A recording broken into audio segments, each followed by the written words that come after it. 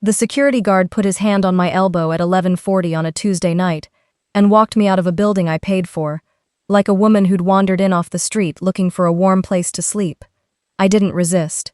I let him steer me down the corridor, past the framed photographs of smiling newborns, past the long glass wall where, 3 rooms away, my grandson lay in an incubator the size of a bread box, fighting for every breath. And behind me, loud enough for 2 nurses and an orderly to hear, my daughter-in-law called out the words she'd been waiting 4 years to say. She doesn't belong back here. She's not really family. I stopped at the double doors. I looked at the brass plaque mounted beside them. The one nobody ever reads. The one with a name I'd ask them to keep small. And I thought, very calmly, the way you think when something inside you has finally gone quiet. Sweetheart, you never once checked who built the floor you're standing on. 41 hours later, Sloane would stand in that same hallway and understand exactly what she'd done. But that night, I just went home. If you've ever been pushed out of a room you had every right to stand in, pushed out by someone who was certain you were nobody, stay with me. My name is Adeline Hartwell. Everybody calls me Della. I'm 66 years old, and this is the story of the night my son's wife banned me from the wing I spent 11 years and most of my fortune building, and what happened when she finally found out whose name was on the door. If this story finds the soft spot in you that knows what it's like to be underestimated, leave a comment and tell me where you're watching from. It helps more than you know. Let me take you back to the beginning, not the beginning of that Tuesday, the real beginning, the one that started 40 years before, in a different hospital, on the worst night of my life. I grew up in Aldenbrook, a flat little farm town in the bottom corner of the state, where the wind comes off the soybean fields in winter like it has a grudge. My father ran the feed store on Main Street. My mother kept the books and the garden and 3 children, and when I was 19 I married a quiet, broad-shouldered man named Sam Hartwell, who fixed tractors for a living and could listen to a person for an hour without once needing to talk about himself. We didn't have much. We had a rented house with a furnace that knocked all night and a kitchen table I'd painted yellow to cover the water rings. We were happy in the small, unremarkable way that doesn't make a good story until it's gone. I got pregnant the spring I turned 23. We named her before she was born, June, a summer name for a baby we expected in July. She came in May, 27 weeks. Too soon, too small, too fast for any of us to be ready. Aldenbrook had a little county hospital then, 11 beds, 2 doctors, a delivery room that hadn't been updated since the Eisenhower administration. They had nothing for a baby that early, no neonatal unit, no specialist. The nearest one was 110 miles north, and the weather that night was the kind that closes roads. They put my daughter in a transport incubator and an ambulance, and Sam followed in the truck through the sleet, and I stayed behind in a recovery bed because I'd lost too much blood to travel. June lived for 9 hours. She died in that ambulance somewhere around mile 60, before they ever reached the hospital that might have saved her. I never got to hold her while she was warm. I want you to understand. I'm not telling you this for your sympathy. I'm telling you because everything I built, every dollar I ever made, every brick of that wing, your daughter-in-law threw me out of, grew out of those 9 hours, and that 110-mile road. Sam and I didn't break. Some couples do. After that, we grew quiet for a few years, and then we grew determined.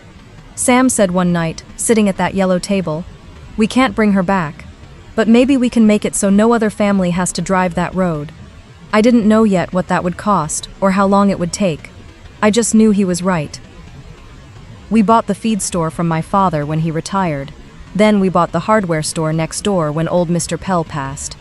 Sam had a gift for fixing anything, and I had a gift I didn't know I had until I needed it. I could look at a ledger and see 30 years into the future. By the time I was 40, we owned 11 stores across 3 counties.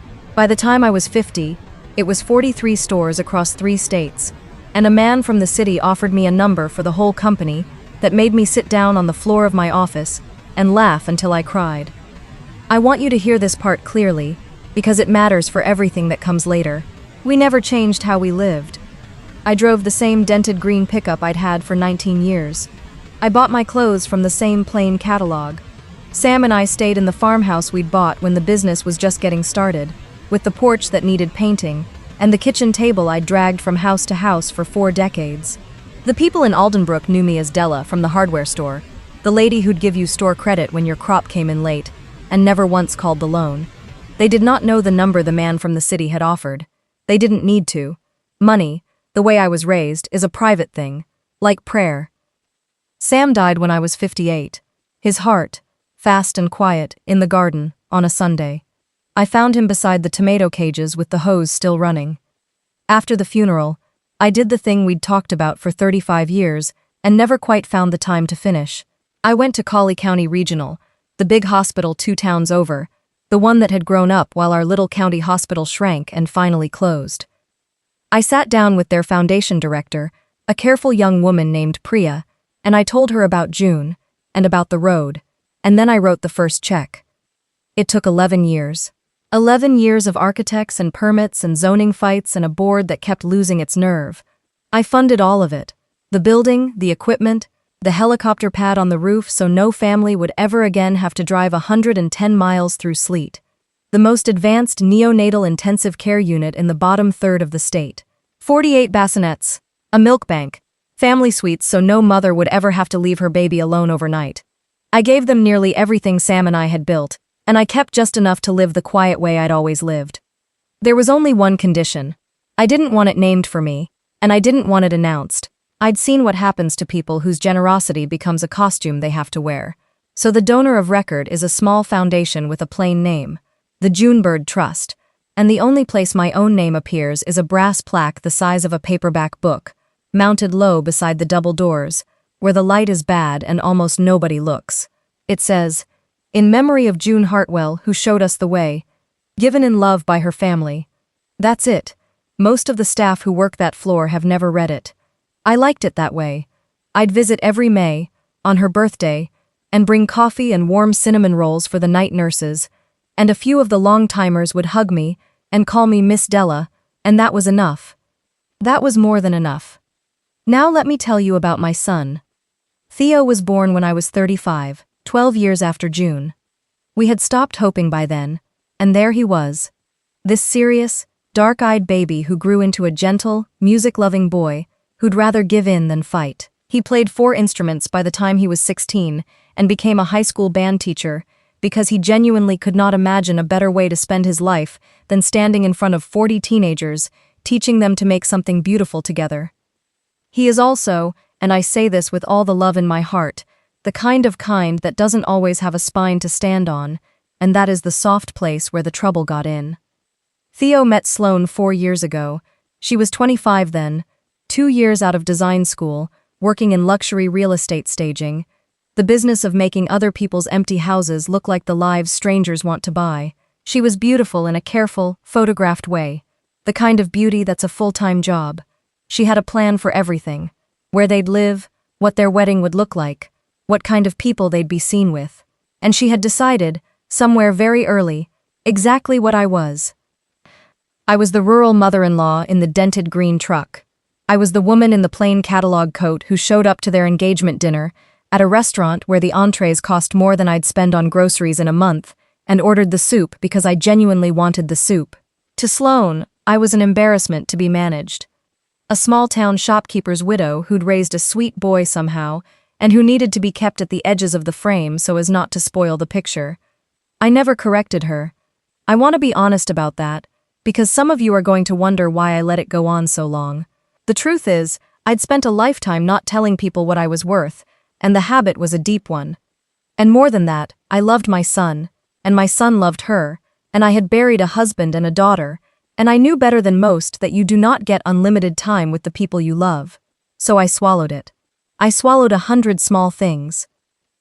I swallowed it when she redid Theo's entire apartment and told the movers to donate or discard the wooden toolbox Sam had made our son when he turned 10, the one Theo kept his music in. I found out 3 weeks later. Theo had been too gentle to make a scene, and Sloane had called it honestly kind of a fire hazard. That one I grieved in private. Sam's hands had made that box. I swallowed it when she scheduled their wedding on a date she knew was June's birthday, and when I quietly asked if there was any flexibility, she looked at me with great patience and said, "Della, you can't expect us to plan our whole lives around your grief. She didn't know about the wing. She didn't know what that date was. She only knew I'd asked for something, and asking for something was, in Sloane's economy, a kind of weakness she could spend. I swallowed it when she started filtering. Her word. I heard it once through a door, which family events I'd be invited to. The dinners with her parents and their golf friends, not appropriate for me. The vacation she planned with Theo and another couple, a couple's thing. Christmas, slowly, became a 40-minute window on the 26th, scheduled around the events that mattered more. I went to my 40-minute window every year. I brought gifts I'd made and gifts I'd bought, and I watched my son look at me with an apology in his eyes. He never quite found the courage to say out loud. And I swallowed it, finally, when she got pregnant, and I learned about it from a social media post 19 days after the rest of her followers did. But I'll tell you the thing I could not have known, the thing that would turn out to matter more than any of it. Sloane had decided, somewhere in those 19 days, where my grandchild would be born. The best facility in the region. The newest, the safest, the most prestigious. She'd done her research, she told her friends. She'd toured the floor. She'd chosen, she said, only the best for this baby. She chose the Junebird wing. She chose my wing. And in 4 years of managing me to the edges of the frame, she had never once thought to find out whose love had built it. The baby came early, not as early as June, but early enough to be frightening. Sloane was 31 weeks along when her blood pressure spiked into the red on a Tuesday afternoon in the autumn. Theo called me from the car, his voice the high, thin thing it got when he was scared. "Mom, they're taking her in. They said the baby has to come tonight. They said they're using words I don't," and then Sloane's voice in the background, sharp even through fear, telling him to hang up and drive. I was at the farmhouse, snapping the ends off green beans at the yellow table. I set the colander down. I did not let myself fall apart, because I had learned 40 years before that falling apart is a thing you do later, in private, after everyone is safe. I got my coat. I got the small yellow hat. I should tell you about the hat. The night before June was born, I'd knit her a tiny yellow cap, the kind that fits a newborn's head like a thimble. She was too small to wear it in the end. I kept it for 40 years, wrapped in tissue in the cedar chest at the foot of my bed. And the day Theo told me Sloane was pregnant, I'd sat down and knit a second one, in the same soft butter yellow yarn, for this baby, who would be June's blood whether anyone ever told her so or not. I tucked it in my coat pocket. I drove the green truck the 40 minutes to Collie County through the early dark, and the whole way I prayed the only prayer I know, which is just a person's name said over and over. When I got there, the lobby was the lobby I knew by heart, though I'd only ever come in May. The same volunteer desk. The same long photo wall of grown children who'd once been the size of a hand. I went straight to the elevator and up to the 4th floor, to the double doors with the small brass plaque, and I pressed the call button, and a nurse I didn't recognize buzzed me through. Theo was in the family waiting area, gray-faced, still in his school clothes with the lanyard around his neck. He stood up when he saw me, and let me hold him the way I hadn't held him since he was small, and he said into my shoulder, "They're doing a C-section right now. They said his lungs aren't ready. They said the next 72 hours. He couldn't finish." I held the back of his head the way you do with a child. I said, "This is the best floor in the state, Theo. I promise you that, the very best." He didn't ask how I knew. He was too frightened to wonder. The baby was born at 6:52 that evening, 3 pounds 1 ounce. They named him Sam, after his grandfather. When Theo told me the name, standing in the hallway with tears running into the collar of his shirt, I had to put my hand against the wall. They let Theo in to see him. They let Sloane's parents in, when they arrived an hour later in their good coats. And then Sloane, exhausted and afraid and entirely herself even on the worst night of her life, drew the line she'd been drawing for 4 years. Except this time, she drew it across a doorway in a building I owned. I was sitting in the family area with the yellow hat in my hands when a nurse came out, young, apologetic, clearly carrying someone else's message. "Mrs. Hartwell, I'm so sorry. The mother has asked that visitors to the baby be limited to immediate family only for now, just to keep things calm and reduce infection risk." She said it kindly. It wasn't her fault. I said, "Of course. I understand. I'm his grandmother." And the nurse looked at her clipboard and looked back at me, and her face did the thing a face does, when it realizes it's been handed a cruelty to deliver. "I'm sorry," she said. "You're not on the approved list." I want to tell you I felt nothing. I felt everything. But I have a great deal of practice in not letting my face show what's happening underneath it. I said, "That's all right. May I leave something for him?" And I held out the hat. That's when Sloane came out. She'd been wheeled to a recovery suite, one of the family suites I'd insisted the architects include, so no mother would ever be far from her baby, and she'd had someone push her down the hall the moment she heard I was there. She was pale and puffy from the surgery and the fear, and I felt for her, I did, even then. But her eyes when they landed on me were not afraid. They were certain. "What is she doing back here?" Sloane said, not to me, to the nurse, as though I were a delivery that had been left at the wrong door. "I came to see my grandson," I said quietly. "You came to make this about you," she said, "like you make everything about you. Your sad little stories, your grief, your truck, all of it." Her voice rose. The night nurses at the station went still. "This is the most important night of my life, and you couldn't just stay home and let me have it. You had to drive up here in that thing and stand in the middle of my hospital floor." My hospital floor. I almost smiled. I didn't. I said, "Sloane, I only want to leave him this. I made it. He doesn't have to wear it. I just want him to have it." She took the yellow hat out of my hand. She looked at it, the way she'd looked at Sam's toolbox, 4 years before, and she dropped it in the bin by the nurse's station. "We're not doing the homemade thing," she said. "Everything that touches him is sterile and new. That's the standard of care here. You wouldn't understand."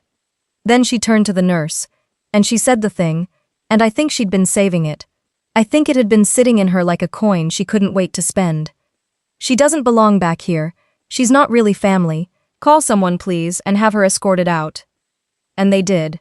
A security guard, kind face, embarrassed eyes, came and put his hand on my elbow at 11:40, because by then I'd been sitting in that waiting room 4 hours just to be near him, and he walked me out past the photo wall and the glass and the double doors.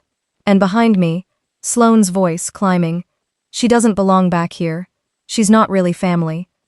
I stopped at the doors.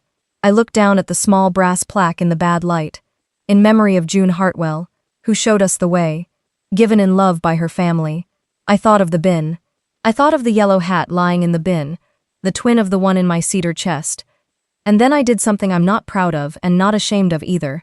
Before the doors closed, I walked back, just 3 steps, and I reached into the bin, and I took the hat out, and I put it in my coat pocket. The guard let me. He pretended not to see, and I went home. I did not sleep.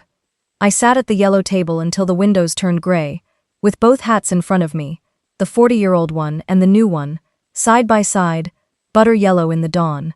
And I made a decision. Not a vengeful one. I want you to hear that. I had given that wing to the world without my name on it, precisely because I never wanted to be the kind of person who waves her own gift in someone's face. I'd kept the secret for 11 years. But there are 2 kinds of silence. There's the silence that protects people, and there's the silence that lets them hurt you. I'd spent 4 years confusing the two. And somewhere around the time the sun came up over the soybean fields, I understood that staying quiet wasn't going to keep my grandson safe. It was only going to teach the woman raising him that there are no consequences for cruelty. The same lesson, I realized, that someone must have taught her a long time ago. So at 8 a.m., I picked up the phone, and I called Priya. Priya isn't the careful young foundation director anymore. 11 years will do that. She's the chief development officer of the entire medical center now, and she has my number in her phone under Della H. Junebird, and she answered on the second ring with warmth in her voice, because she thought I was calling about the spring gala. "Priya," I said, "I need to ask you something, and I need you to tell me the truth. Last night my grandson was born 9 weeks early on the 4th floor. 3 pounds. His name is Sam, and last night his mother had me escorted out of the Junebird wing by security and told the staff I wasn't really family." I heard her breath stop. "I don't want anyone fired. I don't want a scene. But I think it's time the people responsible for that floor knew who I am. I've kept the secret long enough. I think it's quietly costing my family more than it's worth." There was a long pause, and then Priya said, in a voice I'd never heard her use, "Della, stay by your phone. I'm going to make some calls, and then I'm going to call you back, and I think you should come up here this afternoon. There's something you need to know about how that floor is governed, and I don't think your daughter-in-law has any idea. Here is the thing Sloan never checked. When you give a hospital the kind of gift Sam and I gave Collie County, you don't just write a check and walk away. The lawyers won't let you. There are documents, a gift agreement, a memorandum of understanding, an endowment that funds the wing's operations in perpetuity so it never has to fight for money the way it fought to get built. And in that agreement, signed 11 years before by me and by the hospital's board, was a clause I'd long forgotten, a standard thing Priya's predecessor had insisted on out of respect. The founding donor of the Junebird wing, and any descendant the donor designates, holds a permanent standing place on the wing's Family Relations Advisory Council and a guaranteed right of access to the unit as a member of the wing's founding family. Founding family. The agreement called us that. In writing, 11 years before Sloan ever toured the floor and decided who counted as family and who didn't. Priya called me back at noon. She'd spoken to the hospital's chief executive, the chief of the neonatal unit, the head of patient relations, and the chair of the board, a retired judge named Eleanor Voss, who had served on that board the entire 11 years and who had, Priya told me, gone very quiet and then very still when she heard what had happened the night before. Eleanor wants to meet you at 2, Priya said. On the floor. And Della, I told them about June. They didn't know. None of them knew the wing was named for a baby. They thought Junebird was just a pretty word. The chief of neonatology is a 40-year-old man who has spent his entire career on that floor, and when I told him, he had to leave the room for a minute. I put on my plain catalog coat. I put the 40-year-old yellow hat in my left pocket and the new one in my right. I drove the green truck the 40 minutes to Collie County, and this time I parked in the visitor lot like anyone else, and I walked into the lobby past the photo wall. Sloan was there. She was in the lobby with her mother, both of them in their good coats, talking to a man in a suit who I would later learn was the patient relations director, because Sloan had spent the morning filing a complaint. A complaint about me, about the disruptive grandmother who'd refused to leave, and had caused a scene on the most important night of her life. She was, even now, certain that the institution would take her side, because the institution had always been a backdrop in front of which Sloan arranged the lives she wanted to be seen living. She saw me come in. She stiffened. She said something to the man in the suit, low and urgent, gesturing at me. That's her. That's the one. And the man in the suit turned to look at me, and I watched his face change. Because by 2 o'clock that afternoon, every senior person in that building knew exactly who I was. And then the elevator opened, and Priya stepped out, and beside her was a small, straight-backed woman in her 70s, with white hair and a judge's stillness, Eleanor Voss, the board chair, and behind them, a tall man in scrubs with red around his eyes, the chief of neonatology, and they all walked across that lobby toward me. Not toward Sloan, toward me. And Eleanor Voss took both my hands in both of hers, in front of the whole lobby, in front of Sloan and her mother and the man in the suit, and she said, loud enough and clear enough that there was no mistaking it, Mrs. Hartwell, on behalf of this hospital and this board, I am so deeply sorry for what was done to you in your own house last night. We did not know you were here. If we had, this would never, ever have happened. Your wing has saved over 4,000 babies in 11 years. Your grandson is one of them. Will you let us take you to see him? I have replayed the silence that followed many times. It lasted perhaps 4 seconds. It felt like 4 years. Sloane's face. I'll be honest with you. I had imagined, in the gray hours at the yellow table, that I would feel something triumphant when this moment came. I didn't. What I felt, watching the certainty drain out of my daughter-in-law's face and the understanding flood in to take its place, was something closer to grief, because I watched her run the math in real time. Your wing, founding family, over 4,000 babies. I watched her remember the bin and the yellow hat, and she doesn't belong back here. She's not really family. I watched her understand that she had stood in the middle of a floor I had spent the broken pieces of my whole life building, and called it hers, and thrown me out of it.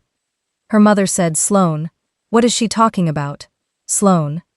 And Sloan, for the first time since I'd known her, had nothing arranged to say. I didn't gloat. I want you to know I didn't. I let go of Eleanor Voss's hands, and I walked the few steps across that lobby to where my daughter-in-law stood frozen in her good coat, and I stopped in front of her, close, so that what I said was just for her, even though everyone could hear it. And I said, quietly, "You told me last night that I don't belong back here." I let it sit. "Sloane, I built back here. I built every inch of it for a little girl named June, who died on a road 40 years ago, because there was no floor like this one. Your son is named for my husband. Your son's son is named for my husband. And that hat you threw in the bin, I knit its twin for my daughter the night before she was born, and she was too small to ever wear it." I reached into my right pocket and I took out the new yellow hat and I held it up between us. I came back to give it to him. I'll still give it to him, because unlike you, I have never once needed a person to earn the right to be loved by me. Then I turned to the chief of neonatology, and I said, "I'd like to meet my grandson now, please." And he said, "It would be my honor, Mrs. Hartwell." And he walked me to the elevator, and the doors closed on the sight of Sloane, standing in the middle of the lobby with her mother's questions falling on her like rain. They took me to the 4th floor, through the double doors, past the small brass plaque, and the chief stopped at it and read it out loud, "In memory of June Hartwell, who showed us the way," and he didn't say anything. He just put his hand flat against the wall beside it for a second, the way you do at a graveside. Then he took me to a sink and showed me how to scrub in, and he led me to an incubator near the window where a baby the size of 2 of my hands lay sleeping under soft lights with a tube the width of a piece of spaghetti helping him breathe. Sam. 3 pounds, 1 ounce. My husband's name on the card clipped to the bassinet. June's blood under the soft lights of June's wing. They let me put my finger through the porthole, and his whole hand, 5 impossible fingers, closed around it the way the very young and the very old reach for each other without being taught. And I stood there in the wing I built, beside the great-grandson of the man I built it with, and I did the thing I'd promised myself 40 years before I would never let another family do. I stayed. Nobody walked me out. The yellow hat I set, folded, on the warm top of his incubator, where the nurses promised it would stay until he was big enough to wear it. Now, you came for the reckoning, and I won't cheat you of it. But the reckoning wasn't the lobby. The reckoning came after, slowly, the way the real ones always do, one piece at a time, like a tide going out. Theo found me on the floor an hour later. Priya had called him. He hadn't known any of it. Not the wing, not the gift agreement, not the founding family, not even, it turned out, the whole truth about his sister June. Sam and I had told him only that he'd had a sister who died as a baby, and never the long shadow of the road, because some grief you don't hand a child. He came around the corner of the unit and saw me standing at his son's incubator, with my finger caught in that tiny fist, and he stopped, and his face came apart. We sat in the family suite, my family suite, I suppose, though I'd never once thought of it that way, and I told him everything. June, the road, the 9 hours, the 11 years, the brass plaque the size of a paperback. And my son, who is the gentlest person I know, put his face in his hands and wept, not only for the sister he never knew, and the grandmother's grief he'd never understood, but for 4 years of 40-minute windows on the 26th, and a toolbox his father built thrown in a donation pile, and a wedding on a date that was a wound, and his mother escorted out by security from a floor she'd given the world. I knew it was wrong, he said. Every time I knew it was wrong, and I told myself keeping the peace was the loving thing. I let her decide you didn't count, Mom. I let her, because it was easier than the fight. I held my son's head the way I'd held it the night before, the way I'd held it when he was small. I said, "You learned that from me, baby. I spent 40 years confusing silence for love. The difference is, you've still got time to learn the other thing."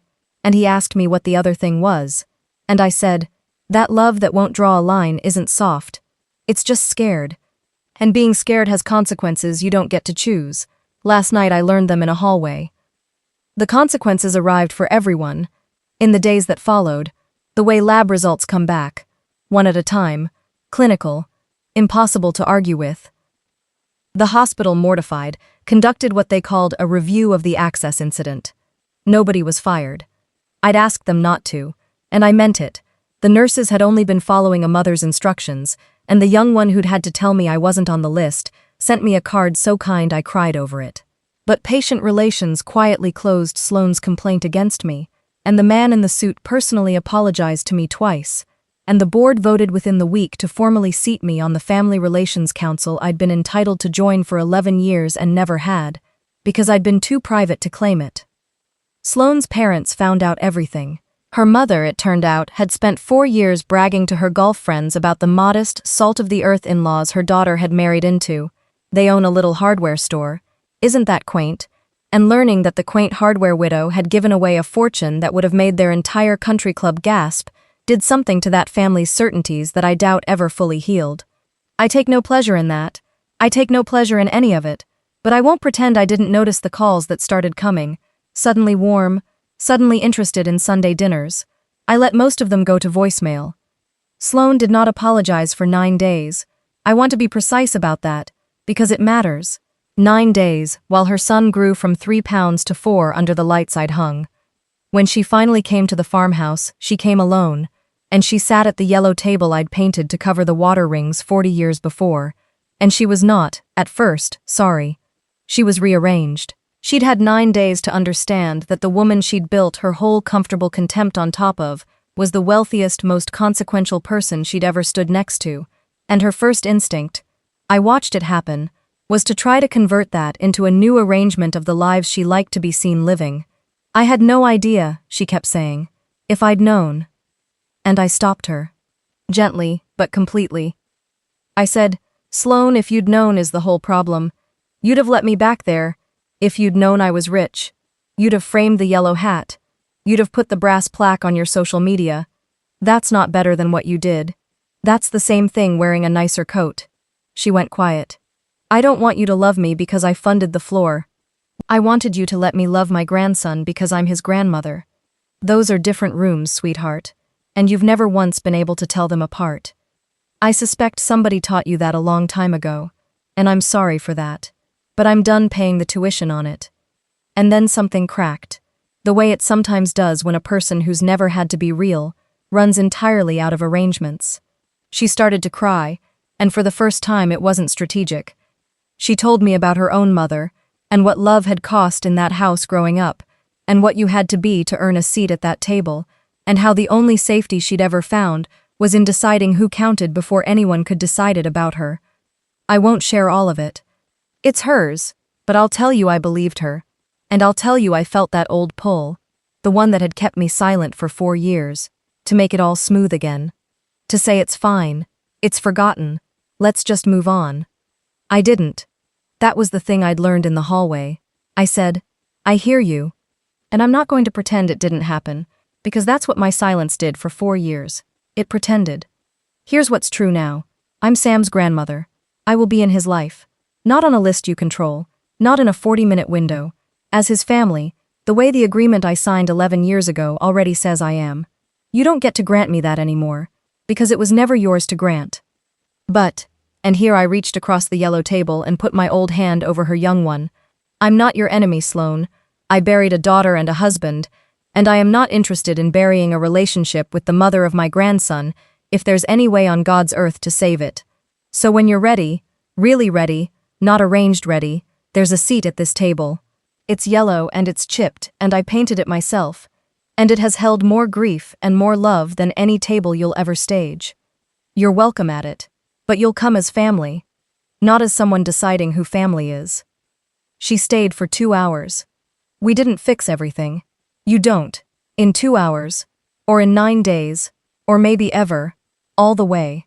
But she helped me snap the ends off the green beans I'd abandoned on the worst night, and we put the new yellow hat.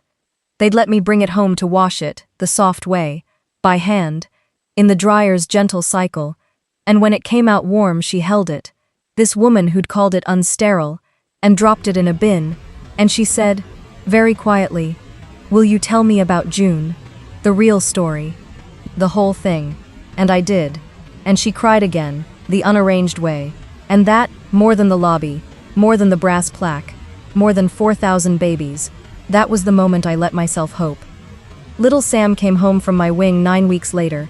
4 pounds become 7, lungs become strong, wearing a butter yellow hat that finally fit a head it was made for.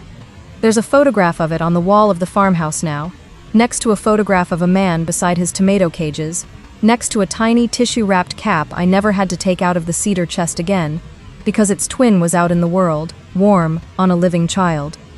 I go to the 4th floor every May still, on June's birthday, with coffee and cinnamon rolls for the night nurses, but I go other times now too. I go on ordinary Tuesdays, in my plain coat, and the staff call me Miss Della, and they don't mean the donor when they say it. They mean the grandmother in the dented green truck who knows all their names. Theo comes with me sometimes. Sloane has come twice. She read the brass plaque out loud the first time, the way the chief of neonatology did, and she had to stop in the middle, and I let her, and I didn't fill the silence. I've learned that some silences are the kind that hold people up, and some are the kind that let them get hurt, and the whole hard work of a life is telling them apart. Here is what I'd leave you with, if you've stayed with me this long. People will decide who you are based on what you let them see, and there is great power sometimes in letting them be wrong, in keeping your worth a private thing, like prayer. But there is a line, and the line is this: the moment your silence stops protecting the people you love, and starts teaching the people who hurt them that hurting costs nothing, that's the moment quiet stops being grace and starts being surrender. I crossed that line 4 years too late. I crossed it in a hallway, with a yellow hat in my coat pocket and a brass plaque the size of a paperback book glinting in the bad light beside the doors of the wing I built for a daughter who showed me the way. My daughter-in-law banned me from a room I gave the world. She never checked who funded the floor she was standing on, and the thing she never understood, the thing it cost her 9 days and her whole comfortable certainty to begin to learn, is that the people who quietly hold everything up are almost never the people standing where the light is good. They're usually the ones in the plain coat, in the back, by the doors nobody looks at, reaching into a bin to take back something precious that somebody told them they had no right to keep. If you've ever been told you don't belong somewhere you helped build, by family, at work, in a room you bled for, I want you to hear me from across all these miles. Check who's certain about your worth, and then check who's right. They are very rarely the same people. A yellow hat knit twice, 40 years apart. A road 110 miles long, that no family has to drive anymore. A brass plaque almost nobody reads, and 2 words my daughter-in-law said in a hallway, not family, answered, in the end, not by anything I shouted, but by 4,000 sleeping babies, and a small fist closing around one old finger, under the soft lights of a floor that holds my daughter's name. That's the whole story. If it found the soft place in you, share it with someone who's been made to feel like they don't belong at a table they've been holding up all along. Leave a comment and tell me about the room you built that someone tried to throw you out of. I read every single one. And subscribe, so you're here for the next story. I'll see you then.